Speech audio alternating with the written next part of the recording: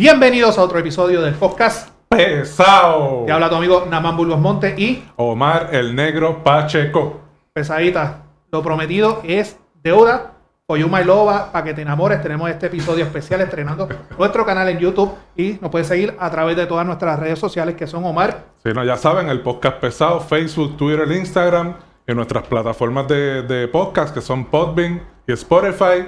Y hoy, 14 de febrero, estamos estrenando nuestro YouTube, el podcast Pesado también. Así que dale like, dale share, comparte, suscríbete, dale a la campanita. Y nada, espero que disfruten esta entrevista especial que tenemos para ustedes hoy. Y a ustedes pesaditas que nos escribieron, que gracias por escribirnos. Tenemos un regalito a ustedes con sus mensajitos. Nada, Omar, tire para adelante.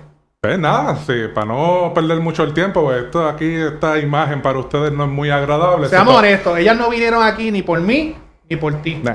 Nuestras esposas nos van a ver. Cuidado. Exacto, pero así que ya saben, estos dos pesaditos tienen el placer de presentarle a ustedes el pasado candidato a la gobernación por el Partido Independentista Puertorriqueño, Juan Dalmau Ramírez. Un aplauso. Saludos. ¿Qué tal? ¿Cómo están ustedes? Un placer estar con ustedes hoy y nada, listo para el tiroteo. Ya las pesaditas le dieron like, le dieron follow, le dieron subscribe, olvídate. Nada, Juan, primero que nada, de verdad, gracias por aceptar la invitación. Gracias por dar este paso con nosotros grande, que ya nosotros estábamos en las plataformas de Spotify, Podbean, etcétera, y ahora pues nos estamos estrenando nuestro canal de YouTube. Pues, de verdad, parte de la historia en este pequeño proyecto que nosotros comenzamos en octubre, y gracias a Dios ha sido todo un éxito. Gracias a ustedes que han compartido nuestro contenido y que han seguido nuestro contenido. Gracias a ustedes por esos comentarios, por esos likes, por esos shares. Nosotros seguimos creciendo, y si usted quiere más entrevistas, más contenido, pues siga apoyándonos, y así estamos para servirle a ustedes. Juan, terminó la contienda electoral. Obviamente estamos en los procesos ya de una nueva administración. ¿Qué está haciendo Juan Dalmau en estos momentos? Bueno, estoy en esta entrevista surreal en estos momentos, en donde creo que ustedes me ofrecieron a mí como si fuera carne de cañón. No, pero mira, en términos generales, ahora ya más serio, yo continúo siendo secretario general del Partido Independentista, continúo con un proyecto político junto al liderato del partido. Yo siempre dije en la campaña que el proyecto de Patria Nueva no era un proyecto meramente electoral, es un proyecto de país, en donde ahora estamos organizando a los jóvenes en cada uno de los pueblos, en donde yo estoy visitando todos los pueblos de la isla. Además de eso, estoy ofreciendo un curso de Derecho sobre procesos legislativos desde una perspectiva crítica al proceso parlamentario en Puerto Rico, por la experiencia que tuve y por lo que creo que pueden ser posibles enmiendas futuras a lo que debe ser el proceso legislativo en el país. Así que tengo el plato lleno, brother. No, me alegro. O sea, que prácticamente está nuevamente reorganizando el Partido Independentista Puertorriqueño. Así mismo es. Estoy participando también de distintos medios de comunicación. Estoy hoy con ustedes. Estoy participando en el Canal 4, en lo que es un espacio fijo los jueves a las 7:30 de la mañana. Y el Partido Independentista, obviamente, ahora, aprovechando que tuvimos un resultado histórico inédito. No solamente la mayor cantidad de votos que obtuvo el Partido Independentista en su historia. Cumplimos 75 años en octubre próximo, pero además es el único partido político en Puerto Rico que ha tenido de una elección a otra un crecimiento de 7 veces lo que había obtenido en pasadas elecciones, lo cual yo asumo con mucha humildad, con mucha responsabilidad y con mucha esperanza de que a base de eso vamos a construir mucho más. Eso fue tremendo pie de lanza para la pregunta que muchas personas nos escribió a nuestras redes sociales, y es la siguiente. Y es que muchas veces la gente, la pregunta que nos hizo básicamente es: ¿qué hizo cambiar el Juan Dalmau que corrió en el 2012 versus el Juan Dalmau 2020? O sea, redes sociales, el sex symbol, porque hay que hablar sobre eso. Y después dice que por qué lo vendimos como lo vendimos. Pues si era el sex symbol de la política puertorriqueña. Porque hay que ser honesto. Claro. Estaba el Juan Dalmau 2012. Sí. Serio, el gabán, corbata, etc. El de los cachetes como yo. Exactamente. Y después viene el Juan Dalmau, que yo le puse aquí, inclusive lo pusimos aquí, el fenómeno Juan Dalmau, porque fue algo imprecedente. O sea, el brinco que dio el Partido Independentista Puertorriqueño, y en la forma en que manejaste la campaña, debate, redes sociales. O sea, ¿qué? Bueno, la pregunta era: Juan Dalmau 2012 versus Juan Dalmau 2020. ¿Qué fue lo que pasó ahí? Mira, déjame decirte lo siguiente primero. Yo sé que es inevitable que cuando es una campaña electoral a la gobernación todo se concentra en Juan Dalmau, pero el Partido Independentista postuló más de 1000 candidatos y candidatas a todos los puestos electivos. Hicieron un trabajo extraordinario. Teníamos un equipo electoral que además tuvo mucha dedicación en el proceso de tener funcionarios de colegio, voluntarios, y todo eso construyó, ¿verdad?, hacia lo que fue ese resultado electoral. Específicamente a tu pregunta, aparte de las 25 libras menos del 2012 al 2020, yo creo que cuando yo fui candidato en el 2012, era mi primera candidatura, yo era el candidato más joven, yo me sentía mucho más acartonado, me sentía que tenía que tener como una especie de rigurosidad mucho más seria para que una imagen. Una imagen en donde los electores me vieran como un, ¿verdad?, como un contendiente real para gobernar. Y perdona que te interrumpa, y tienes razón, porque está precedido de tipo con una seriedad como Juven Berrío, Fernando Martín, o sea que... Y personas con experiencia, incluso, exacto, pues Edwin Irizarry Mora, etc. Exacto. Así que yo sentía que tenía que ser en eso mucho más riguroso. Era mi primera candidatura también. Después del 2012 fui candidato en el 2016. Tuve 4 años de experiencia en el Senado de Puerto Rico. Tenía más experiencia en asuntos de gobierno. Y me sentía que podía ser... Yo no quiero decir más yo, porque yo siempre he sido yo. Es que encontré mi voz en un momento adecuado, en una coyuntura particular, que creo que fue resultado de lo que fue el verano del 19. ¿Sí? Después del verano del 19, yo primero me convencí que yo debía ser candidato. Yo tenía que ponerme a disposición del país para poder tener una opción distinta de cambio. Pero además yo aprendí en ese proceso que ya el país había superado los tiempos de las pantallas, de las imágenes. Yo quería que esta campaña fuera que lo que tú ves es lo que es, con mis luces y sombras, como soy yo en mis redes sociales, con mi sentido del humor, también con mi rigurosidad en los temas más serios del país. Así que yo quería presentarle al país lo que yo era como persona. No estoy diciendo que no lo hice en el 2012, pero era otra coyuntura. Estaba más suelto. Estaba más suelto, como Gavete.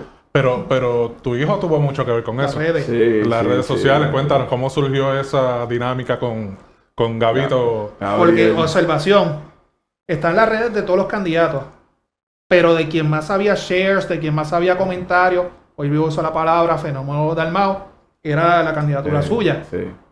¿Cómo fue? Especialmente su hijo. Sí, Gabriel aportó en el proceso. Gabriel tiene 17 años, Sofía, mi hija, tiene 14 años.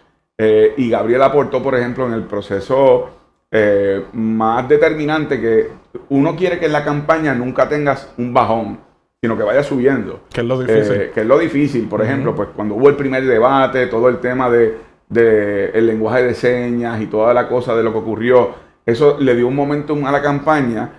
Y luego de eso vino el fenómeno de los rótulos. Entonces Gabriel vino con la idea de que había una familia que en un lugar en Torrimar, y en Torrimar es un sector en Guaynabo que es famoso por ser pro PNP, estadista, habían puesto un rótulo mío. Así que yo había subido en mis redes sociales, esto es una familia que decidió incomodar a su comunidad.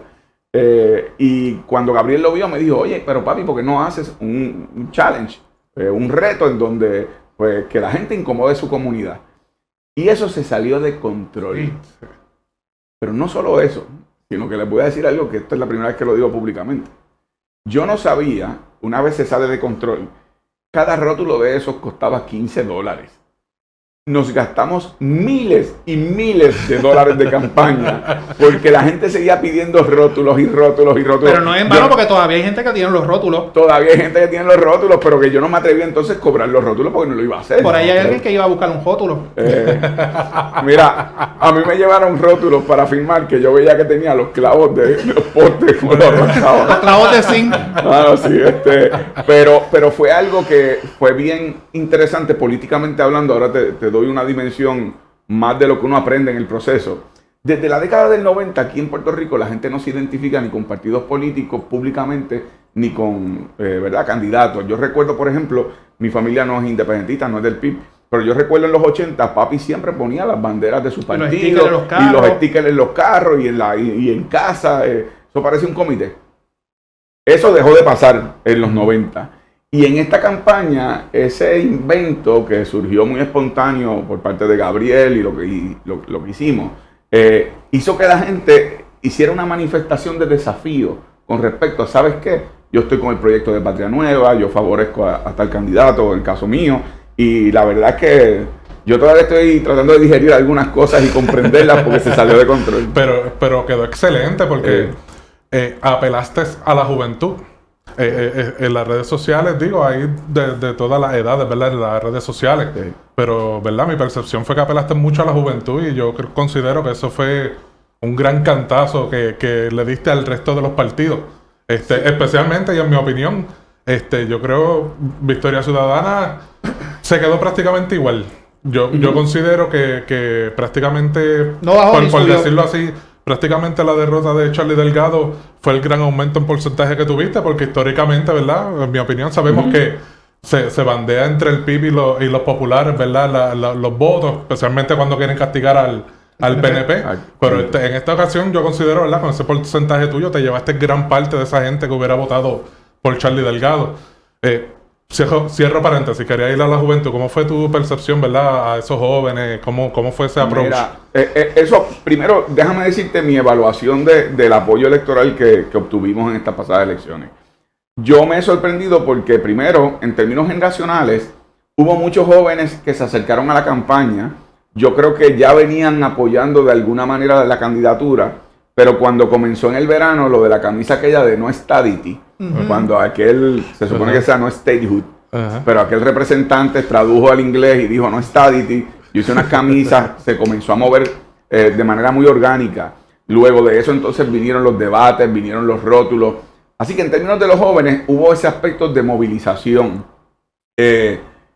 Lo segundo es que algo que ocurre tras bastidores, la cantidad de comparecencias que yo estuve con escuelas superiores, con universidades, continuamente los Zooms a distancia, ¿verdad? Porque estábamos en medio de la pandemia, pero eran continuas, eran horas y horas y horas de dedicación completa.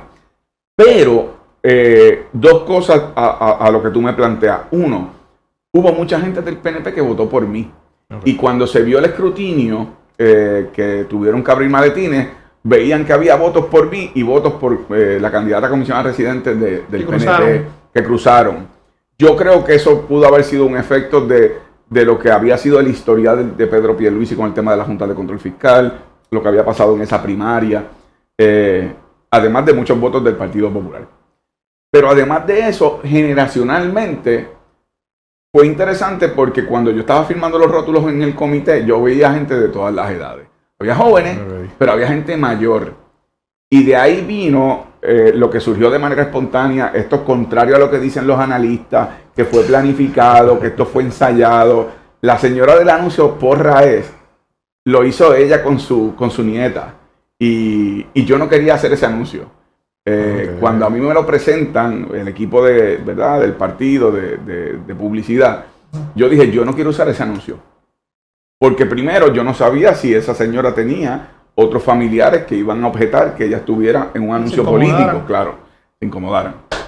Dos, que yo no sabía si la señora, una cosa es que la grabaron, pero no, que no luciera que yo me estaba de alguna manera aprovechando. Sí, como lo que pasó en la alcaldía de San Juan, anuncio aquel. El anuncio aquel. Así que al final del camino yo dije, pues mira, voy a aceptar que ese anuncio se use solamente si me dan el teléfono de la señora y yo la llamo. Y entonces llamé a la señora, me contestó la nieta, que fue quien la grabó, y yo le dije, mira, nos gustaría usar la expresión de tu abuela para que inspire también a otras generaciones. Es una señora que no es independentista, había sido electora del Partido Popular. Y la nieta me dijo, no hay problema, puedes usar el anuncio. Y yo le dije, pues envíamelo por escrito de parte de tu abuela. Y ella me dijo, voy a hacer algo mejor, te voy a enviar un video. Entonces ella grabó un video de la abuela autorizándome a usar el video original de Porrae, que era aquel anuncio que decía, que no era abuela, exacto, solamente los jóvenes apoyan a Juan Dalmau. Y ella dice, Porrae, los viejos también. Ese video que me enviaron era mejor. Lo que pasa es que era impublicable. Era más pesado. La señora es un caso. Así que no pude usar ese video. Pero nada. La señora Cuca es que... Balbonsi.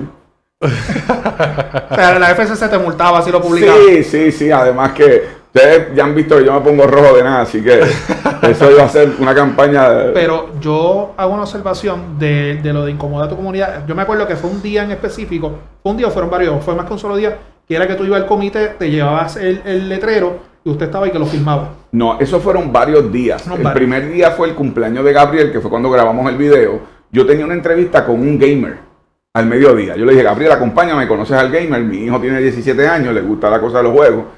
Me acompaña y entonces después nos vamos a casa de tu abuela. Con la pandemia no había más nada que hacer que no fuera a ir a cachetear en casa de la abuela de él, el cumpleaños. Porque yo hago eso porque en las redes sociales, yo de repente cuando empieza a ocurrir lo de incomodar a tu comunidad, lo de recoger el letrero, yo empiezo a ver, pero coño, este es PNP, yo lo conozco, sí. Este es popular, este es victorioso, este no quiere saber nada de política.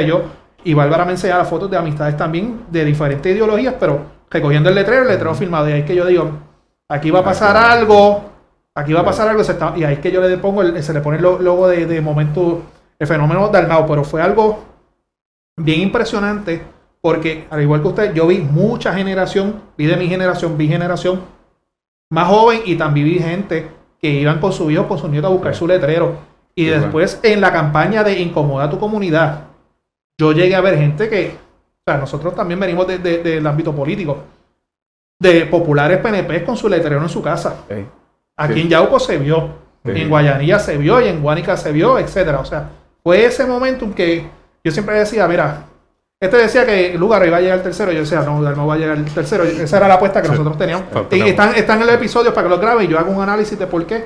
Busquen los episodios en el podcast, que están todos grabados en nuestros canales, el análisis que nosotros hacemos. Pero cuando yo empiezo a ver ese movimiento, ese momentum, que es algo natural o criollo, si le quieres poner el nombre, que no era una casa de publicidad que estaba detrás, sino que era la misma gente. Y me acuerdo que un día vino María Lourdes aquí a la luz de Burger King, eso se llenó, eso nunca en Yauco eso se veía. O sea, yo veía el revuelo, y cuando yo empecé a ver las banderas de Puerto Rico, las banderas del DIP, yo, espérate, cuando esto en Yauco había ocurrido. Y otra pregunta, ¿tú quieres abundar algo sobre eso? Porque... No, dale. Ok, bueno, esta pregunta yo creo que te la han hecho muchas veces, pero mucha gente, y una pregunta que me hacían a mí en la campaña, me la hicieron ahora mucha gente que me escribió, que dicen lo siguiente: Juan Dalmau, tipo inteligente, guapísimo, gracias. Era guapísimo. Te falta el beso. No. Sí, no. O sea, yo no voy a brincar. Estamos en San Valentín. Pero yo le daría el voto, pero el problema es que es del PIB. Inclusive mucha gente me ha escrito, que te hago la pregunta, que ellos no quieren, o sea, el único problema que tiene Juan Dalmau es que es del PIB, y si él alguna vez ha pensado correr de manera independiente. Mira, la respuesta es no. Y yo a esa pregunta que te han planteado y que te han hecho, contesto lo siguiente. Yo pertenezco a un partido político que ha tenido, ¿verdad?, como partido que ser sometido a persecución, marginación, encarcelamiento. Yo me siento orgulloso de ser del Partido Independentista Puertorriqueño. Y yo tengo mis principios, valores y lo que es mi ideal a favor de la independencia. Lo que yo creo que en esta campaña logramos derrotar fue precisamente el prejuicio de que aquellos que no son independentistas no podían votar por un candidato independentista. Y muchas personas sin ser independentistas dijeron, yo puedo confiar en esta persona. Yo pertenezco a un partido político que nunca ha sido señalado por corrupción, que ha tenido legisladores, que ha ocupado espacios políticos, espacios públicos, administrado fondos públicos, y nunca ha tenido señalamientos del Contralor ni del Departamento de Justicia. Ninguno de nuestros legisladores ha tenido que salir del Capitolio cabizbajo por acusaciones. Y yo creo que eso es una tradición y una trayectoria extraordinaria para un país que ¿verdad?, que ha vivido lo que es el problema de la corrupción gubernamental con los partidos gobernantes. Así que creo que la ganancia en este proceso, y por lo que te decía al principio que podemos construir sobre eso, es que el país derrotó el miedo, lo derrotó en el verano del 19, en donde incluso hubo PNP que habían votado por Ricardo Rosselló y se tiraron a la calle para que se fuera, porque le falló al país. Y asimismo en las urnas ocuparon un espacio importante diciendo, de los candidatos, yo puedo confiar en esta persona, cosa que, como te dije, lo asumo con responsabilidad y con humildad. Lo que pasa es que el independentismo en Puerto Rico lo han demonizado. Sí. Y esto es histórico, no es que porque corriste ahora 2012, 16 y 20 lo demonizaron. Esto es de toda la vida. En esa misma línea, Dalmau, te pregunto, ¿entonces te visualizas corriendo otra vez en el 2024 o vas a esperar a la Asamblea General del partido a ver quiénes van a ser los candidatos? Sí, mira, en mi opinión, te debes correr otra vez. Sí, no, mira, yo en eso no tengo reversa. Yo soy fanático del boxeo y esto es a 12 asaltos. y más cuando la cosa va bien. Así que yo sí me visualizo siendo útil en lo que sea el propósito que el partido determine. Eso sí lo tiene que escoger una asamblea democráticamente por medio de los delegados. Pero si esa es la determinación y donde más útil yo puedo ser es en la candidatura a la gobernación, yo no voy a dar un paso atrás. Yo en eso, por el país y por las cosas que creo, no tengo reversa. Muy bien. Y en esa misma línea también, ¿verdad? De tu disponibilidad. Sabemos que cuando juramentó Pierluisi, te hiciste disponible al gobernador para en lo que necesitara, lo que fuera. Aquí estoy, lo que me necesite, vamos a trabajar por Puerto Rico. Sí. Pregunta importante, ¿recibiste la llamada? No. ¿Sí, mensaje de texto? No, ¿De WhatsApp? De hecho, no. Recuerda que ya en el PNP no están usando los chats. No los usan ya. Tuvieron unos problemitas. Pequeños. Sí, pequeñitos. Déjame decirte lo siguiente. Yo le escribí después de las elecciones una carta a todos los candidatos y la candidata que compitieron conmigo precisamente para lanzar puentes, porque ante la nueva realidad de una diversidad en la Asamblea Legislativa podíamos establecer unos puntos comunes en donde todos remáramos en la misma dirección. Sí me reuní con el doctor César Vázquez, sí me reuní con Charlie Delgado, la candidata de Victoria Ciudadana, al igual que el candidato del PNP, no respondieron al llamado, aunque sí debo decir que Victoria Ciudadana ha tenido comunicación y reuniones con nuestros legisladores Denis Márquez y María de Lourdes Santiago, y han estado de alguna manera apoyándose en unos proyectos legislativos. Así que aquí lo importante es que esos puentes de comunicación se puedan dar, como señala, en donde pueda haber un punto común para impulsar para el bienestar del país, que lo hagamos. Pero hasta el momento no he recibido de parte del gobernador ningún tipo de comunicación, y a eso, pues, ¿qué te puedo decir? ¿Tipo qué pasa? Pedro, yo esperaba más de ti. Levantar la ceja, pero mirándolo mal. Pero estoy seguro que en algún momento habrá una comunicación. Son parte del proceso de transición y dijiste algo muy importante, es la variedad que tenemos en este cuatrenio. Dos nuevos partidos, ¿verdad? Se unen, ¿verdad? A esta coyuntura histórica. Dentro de todos los partidos, todos. Y no partidos, porque también tenemos los candidatos independientes. ¿A quiénes tú visualizas de estos nuevos líderes, los jóvenes o nuevos políticos que se han adentrado, que tú les auguras un grandioso futuro político en Puerto Rico? Caramba, mencionar por nombre es difícil, ¿verdad? Porque hay muchos nuevos y muchas nuevas. Una de las cosas que ha variado también es que la composición legislativa tiene una presencia de mujeres determinante. Pero muchos no los conozco, no te podría decir. Yo sí te puedo decir de mi disposición, al igual que María de Lourdes y Denis Márquez, de sí establecer esos puentes de diálogo. Y va a haber temas en donde no todo el tiempo todos estemos de acuerdo, pero esa variedad de esa composición legislativa lo que va a permitir es que en algunos momentos se darán unas coincidencias de unos sectores y en otros momentos otros sectores. Estoy pensando, por ejemplo, en temas económicos, en temas de salud, en temas ambientales que se puedan dar con unos sectores, y en otros temas pues probablemente pues no habrá esas coincidencias, pero creo que se puede lograr mucho. Ahí lo más importante para mí es diálogo, transparencia y que haya igualdad de condiciones en el trato de las medidas legislativas que se presenten. Mi experiencia cuando fui senador es que yo presenté cientos y cientos de medidas legislativas que no fueron ni siquiera vistas públicas, que no se fueron a votación aun cuando tenían informes positivos. Era la idea del dominio de un solo partido político. El PNP tenía 2/3 partes, claro. ¿Y visualizas que eso cambia ahora este cuatrenio? Yo sí, yo tengo esa esperanza. Sí, yo me uno a esa esperanza pero creo que, como dice el refrán, el precio de la libertad es la eterna vigilancia. Tenemos nosotros, las figuras políticas, ustedes en los medios y la ciudadanía, que ejercer una presión para que eso sea así, que haya transparencia y haya sí consideración con las distintas medidas legislativas, porque ya no podemos hablar de partidos de mayoría, eso no existe. Hay una pluralidad representada por una diversidad enorme en la Asamblea Legislativa, de no solamente los partidos políticos, como señalaste, el candidato independiente, etcétera, que hay que considerar. La legislatura en este cuatrenio me está bien interesante y me está gustando la dinámica que se está dando. O sea, porque ya no es como los tiempos de antes, que había una mayoría, se pasaba el rolo, sí. Las minorías pues podían hacer su ruido, pero pasaba lo que pasaba y se bajaba todo por descargue. Ahora si tú vienes a ver lo que va de cuatrenio, que es mes y medio, sí. Todo se tiene que llevar a discusión y eso es parte del juego y es bueno porque así es que la gente sabe qué es lo que está pasando dentro de la legislatura, cómo es que se está pasando las cosas. Y esa dinámica a mí me gusta. Mira, uno de los temas, para darte un ejemplo de eso que tú estás diciendo, que valida tu planteamiento, María Lourdes Santiago presentó una resolución para investigar lo que fue el cierre de escuelas bajo el cuatrenio anterior y el anterior. Y trataron los que tienen ahora pues, el control de trámites y récords y la portavocía, de enmendar ese proyecto de resolución para que se excluyera la administración de Alejandro García Padilla y solamente se investigara la de Ricardo Rosselló. Y sin embargo hubo una mayoría de votos que los derrotaron, aún ellos teniendo el control, ¿verdad?, de los asuntos ejecutivos legislativos. Así que tú tienes toda la razón, se van a dar unas dinámicas únicas que no hemos visto.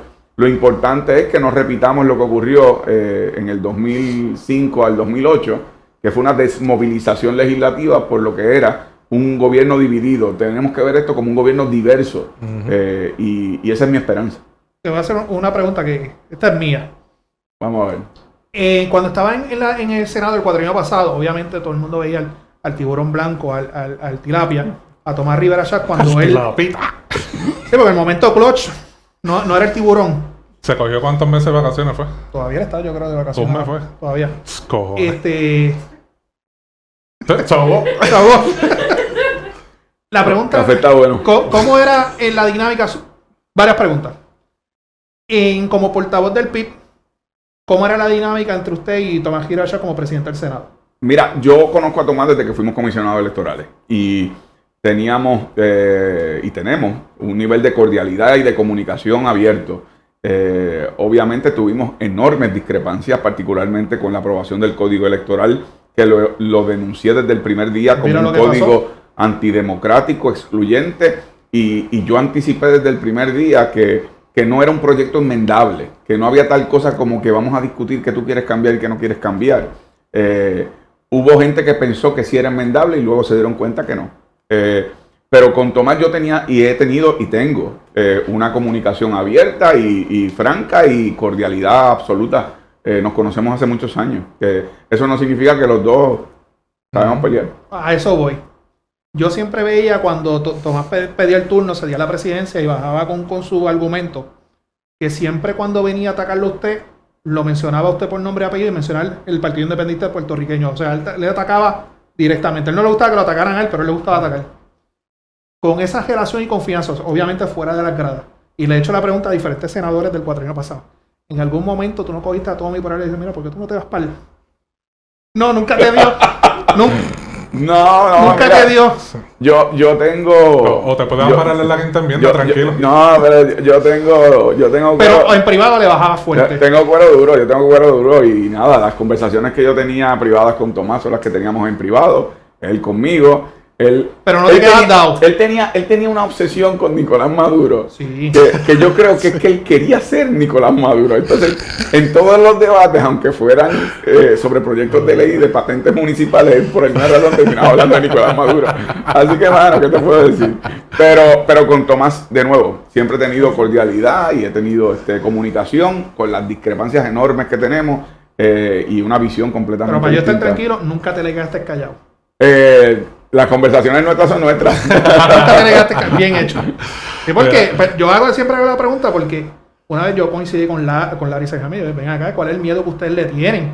No, que si bájenle fuerte al hombre, él de carne y hueso igual que nosotros. O sea, no sé cuál es el miedo que le tienen.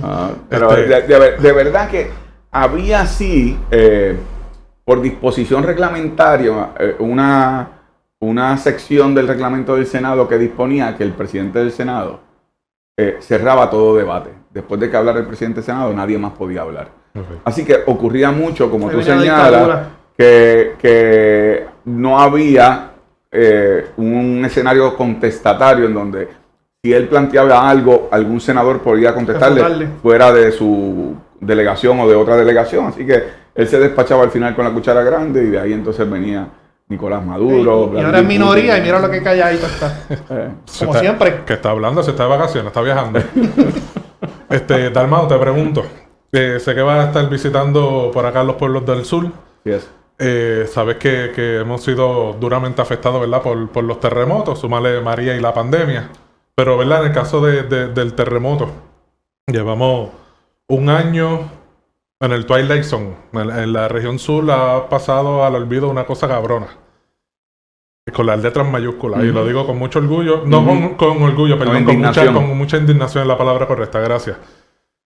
Sé que vas a estar visitando y sé que han estado ustedes presentes acá. No, ustedes son de mi pensamiento, que no hay que decirlo todo lo que se hace para saber qué se está haciendo, pero uno lo sabe.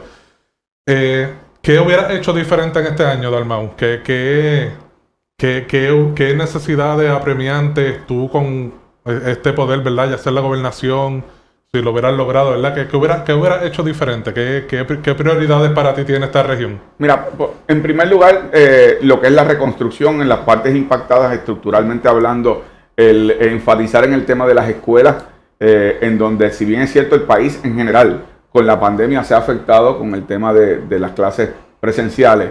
En el caso del sur, las clases presenciales no se están llevando a cabo desde hace más de un año. Desde diciembre de 2019, para ser exacto. Así es. Y por lo tanto, eso ha condenado a una generación, y particularmente en esta región, al rezago académico y lo que tiene que ver un desarrollo con respecto a la educación. Así que hubiese dado énfasis a la preparación estructural de lo que debe ser la apertura de esas escuelas.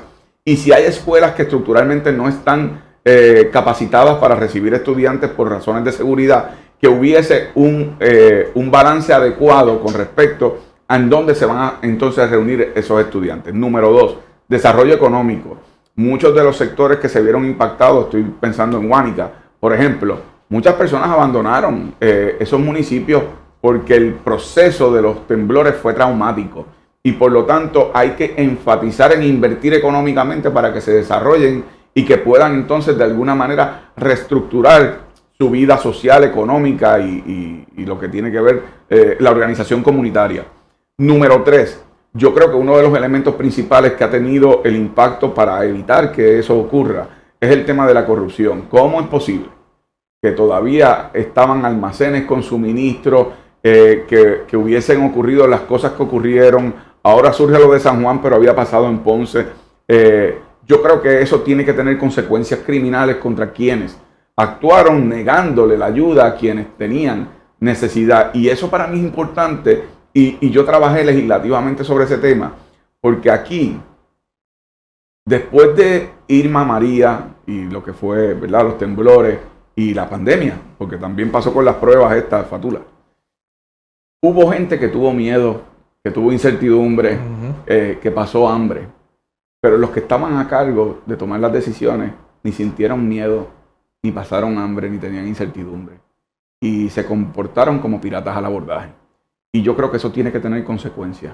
Para mí eso es fundamental, que se crea un tribunal de verdad y justicia en donde las personas que tenían a su cargo mínimamente incurrieron en negligencia criminal y tienen que enfrentar la justicia, porque solo así se enderezan lo que tienen que ser los elementos de gobierno en Puerto Rico. Si no, vamos a continuar como pasó con Irma, como pasó con María, como pasó con Kelleher. La gente se olvida que Kelleher la arrestaron. Después de eso fue que entonces vino el verano del 19, vino el tema de los temblores, las pandemias.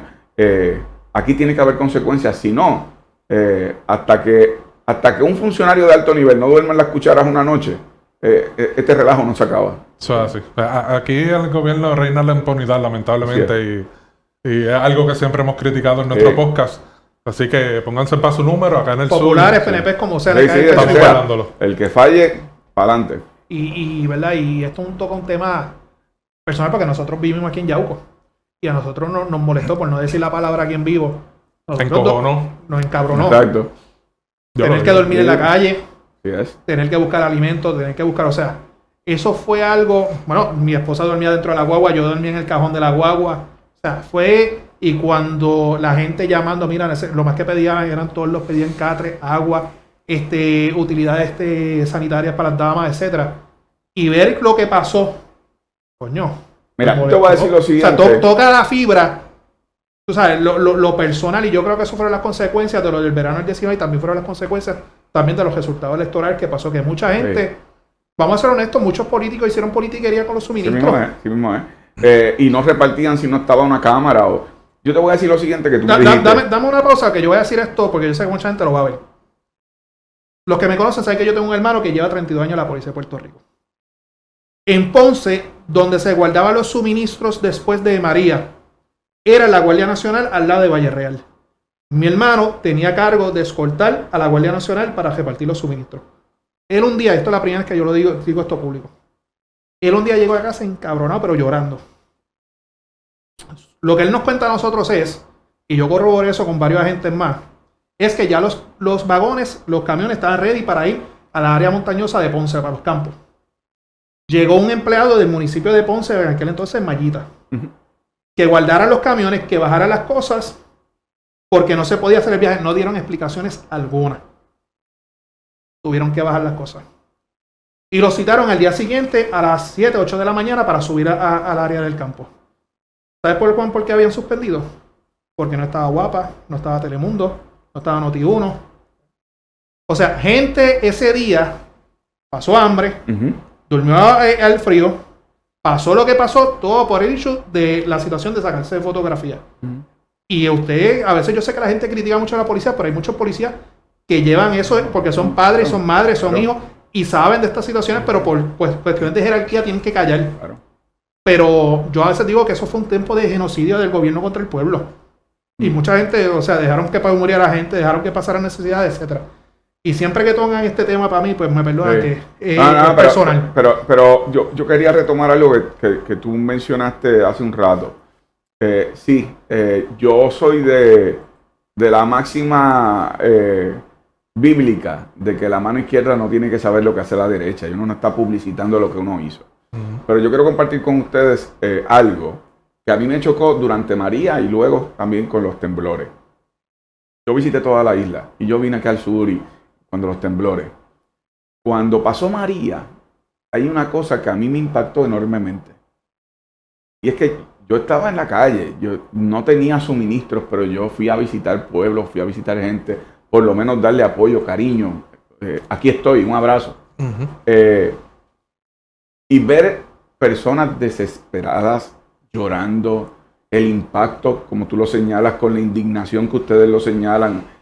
Yo nunca escuché ni a Ricardo Rosselló ni a su equipo de trabajo que se le quebrara la voz, que derramaran una lágrima.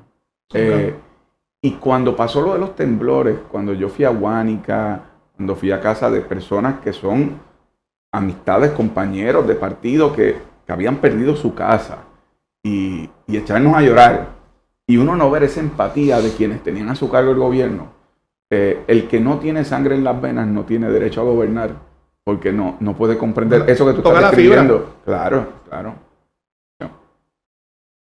¿Qué más? Tacho, cabrón, esto se puso muy serio. Sí, mano, vamos a variar. Vamos. Vamos, Date muy duro, dale. coño. Dale a las preguntas que te enviaron. Las preguntas, vamos. Dale esta. Explicamos esta, entonces. Sí. Ok, Juan. Vamos a hacer... Pero, tienes razón. Tienes razón, ¿no? Y me uno completamente. Y perdón, te vengo ahora por así, pero son cosas que Sí, porque el que ustedes no lo haya vivieron. vivido Ah, no lo puede expresar. sí, así es. Ok. Cuando nosotros anunciamos, te vamos a dar las gracias otra vez por haber venido antes que te nos vayas por la puerta cogiendo. Despídelo ahora, por si acaso. Sí, por si acaso. Él era Juan Dalmao. Nosotros pues publicamos la promoción, lo enviamos por los chats que estamos, lo enviamos a los grupos. Fenómeno Dalmau, el sex symbol del 2020, y nos hicieron llegar unos mensajes. Esos mensajes pues no los vamos a leer, pero usted los va a leer. Son fuertecitos, lo único que te puedo decir. A ti, Ok. amiga, que me lo enviaste, tú sabes quiénes ustedes son. Disfrútalo y perdonen que las tire al medio, pero vamos a ver la reacción de Juan. Además de eso.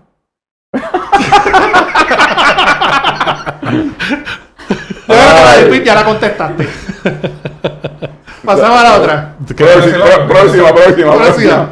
Paso. Coño, debí haber puesto un shot. Paso Con con- cada pregunta que pasaron. Sí, shot. mano, exacto. Adiós. Next. Es increíble. Fenómeno Dalmao. Next.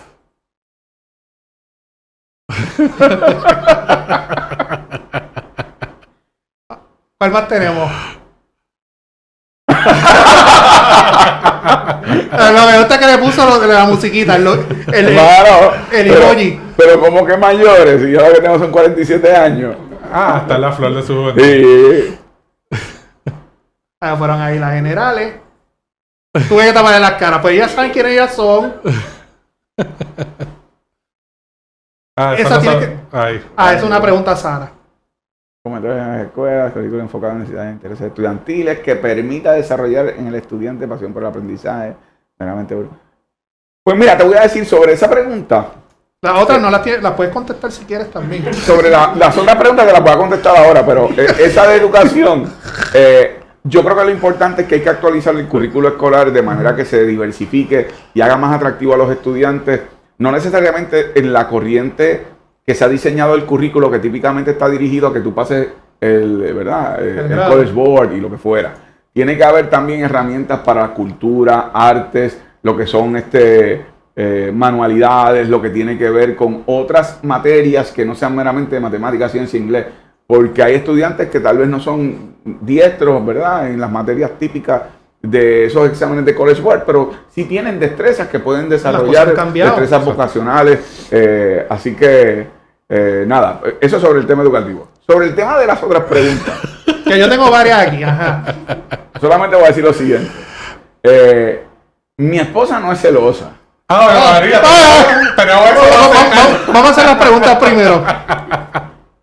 Además de eso, durante la campaña en sus redes sociales, ¿recibió mensajes así?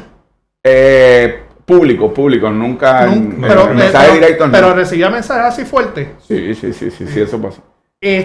¿Alguna vez en una actividad, una caminata o una visita, obviamente esto es pre-COVID y toda esta cuestión, alguna seguidora o algo se pasó de la raya, tocó algo que no tenía que tocar, besó donde no tenía, se Nunca. pasó de la raya? Nunca he tenido una experiencia, al contrario.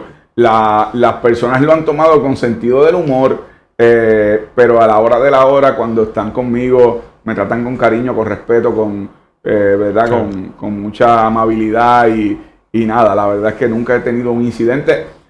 El único incidente que yo tuve en una ocasión, y no fue conmigo, fue cuando el asunto aquel de la persona que le estaba golpeando a la esposa en una playa en Vieques. Y ahí yo tuve que intervenir físicamente y detener esa agresión. Yo estaba así con mi familia. Pero fuera de ese incidente, yo no he pasado incidentes de que alguien, ni en el caso de, por ejemplo, como tú señalas, de que alguien se pase de las rayas, o que sean agresivos conmigo ni nada, nunca ha pasado Y algo. precisamente con eso queríamos prácticamente culminar. Tu esposa, ¿qué opinaba? ¿Qué te decía? ¿Leía los mensajes? Obviamente nos relajaba. acabas de decir que eran públicos, pero obviamente pues Sí, todos sí. los veíamos. Mira, mi esposa es espectacular y Aprende, Bárbara, escucha. y Deja de estar cerrando a la mano. y se sentía orgullosa y al contrario, ella se disfrutó mucho esta campaña, me apoyó mucho, como me había apoyado en otras campañas. Mi hija Sofía es otro cuento. Oh, Yo tengo a Gabriel, Las que nenas son tiene- de papi. Ella te celaba. Gabriel tiene 17, Sofía tiene 14, pero cuando Sofía a veces leía algunos de los mensajes, decía, ¿qué le pasa a esta persona? ¿Qué le pasa a él? Y yo le explicaba, mira, no es de maldad, no es nada. ¿Y por qué dicen esto? O sea, que Sofía era un poco más, pero no, Grisel se disfrutó la campaña y digo, la familia en general. Qué bueno, qué La bueno. pasamos bien y digo, no es la primera campaña que pasa Grisel conmigo. Habíamos pasado 2012, 2016. Sí. Pero esta fue una buena campaña, primero por el tono, lo que ustedes han descrito. Segundo, porque ya teníamos más experiencia. Tercero, los nenes estaban más grandes. Gabriel Enrique Estaban en la campaña. Gabriel Enrique en la campaña del 2016 fue diagnosticado con leucemia linfoblástica aguda. Está súper bien, está sano y está grande y está como ustedes, fuerte, así. Gracias. Otro pesado, eso lo podemos invitar. Sí mismo, para que nos ayude en las redes también. Así es, pero esta campaña fue única y la verdad es que nos lo disfrutamos y agradecemos también el apoyo de tanta gente buena que nos ayudó en este proceso. Qué bueno. ¿Cuándo es tu próximo tatuaje? Como pueden ver, soy amante de los tatuajes. Me encanta, tengo un montón por todos lados. Tú sabes que es una asignatura pendiente. Tú sabes que tienes tatuajes, que tú te haces el primero y de ahí sí. Eso es un vicio. Sí, es un vicio. Así que todavía no he decidido porque, como tú sabes, uno quiere hacerse un tatuaje que signifique algo. Sí. Porque, pues, lo que... y ahora mismo no he encontrado eso. Pero... Solo tienes uno, el que se hizo famoso en la espalda. Que es un puño que significa solidaridad, lucha, resistencia, unidad. Y ese, pues, era el que me había captado y el que me hice. Pero no descarto hacer otro y bueno, ¿dónde me lo voy a hacer? Pues después les digo. Me llamas, tengo un buen artista aquí en Yauco que cuadramos y te marcas por acá. Super cool. Este fue en Cagua, así que ya sé que tengo acá fuente. Y lo documentamos y lo pasamos en el canal. Nada, Juan, nuevamente agradecido, ¿verdad? Y privilegiado estamos Omar y yo y el equipo del Podcast Pesado y nuestras pesaditas. Espero que les hayan gustado esta entrevista. Denle like, denle compartir. Cualquier cosita nos escriben también. Vamos a seguir evolucionando, vamos a traer más. Sé que los pesaditos no han escrito. Le vamos a traer algo, una invitada para ustedes, pero estamos cuadrando ahí para que ustedes la pasen bien con nosotros como siempre. Juan, un último mensaje para agradecimiento a todo nuestro público. Y de día de San Valentín y acuérdate de subirle las cejas a las nenas. Sí. Mira, primeramente gracias a ustedes por la invitación. De verdad que les agradezco este espacio, la comunicación con su público. Y bueno, pues en el día de San Valentín, un abrazo grande de amor patriótico y al mismo tiempo de agradecimiento por el apoyo que recibí, que no deja de ser, ¿verdad? Un apoyo que yo valoro mucho. Así que les agradezco a ustedes, les deseo lo mejor y vamos para adelante. Muchas gracias, Juan. Bueno, mi gente, ya saben, síganos en nuestras redes sociales, el Podcast Pesado, Facebook, Twitter, Instagram, y nuestras plataformas de podcast son Podbean y Spotify. Y hoy, 14 de febrero, estrenamos nuestra página de YouTube, el Podcast Pesado, con el grandioso Juan Dalmau Ramírez. Así que muchas gracias. Gracias a todos ustedes.